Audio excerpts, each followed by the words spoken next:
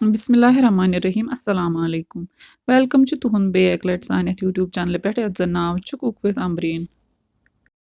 आज कर बह तुह शेयर दुध ठूलच रेसिपी स्टार्ट करने ब्रो अगर तुम यथ चैनल पे नई छो चैनल कर सब्सक्राइब तो वीडियो वो एंडस ताम चलो करो अजिच रेसिपी स्टार्ट ये निमित मे ठूल त्रे बेन निम तव अत मज त्रो तील तील युथु गरम गि तो करो ठूल फ्राई यम ठूल अलग अलग फ्राई ये फुटरो गोडनिक ठूल तो कोर यह ताय मज ऐड वन त्रोस थोड़ा सा नून पे तो करो ये फ्राई दशवो साइडो असल पे यह गि अंदर ताम फ्राई गुन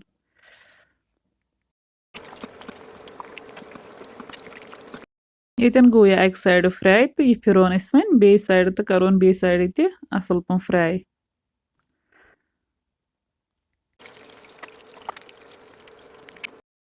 ठूल गो फ्राई यह कड़ो अकिस प्लेटस मज तो करो बाकी जो ठूल तथे पे फ्राई सेम प्रोसेस वन करो तेलस मज जीर चमचा अख ऐड बे त्रो अत मज आब कतर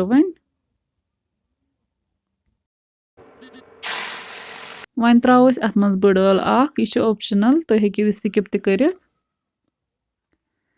ये नी वन मसाल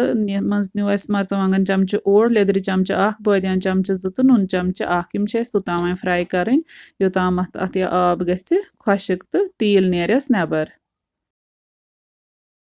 ये गो अत आब खुशक वन करो अत मज दुध गिलास अख ऐड तो बे करो अत मज फ्राई थमित ठूल कर त्रो अत मज अम पे थो अत पे ढक्कन तोताम योताम अत ग्रेक यी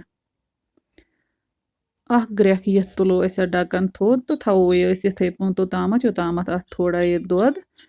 श्रपि लगभग 5 मिनटन थो ये तो 5 मिनट पत करो वन गैस बंद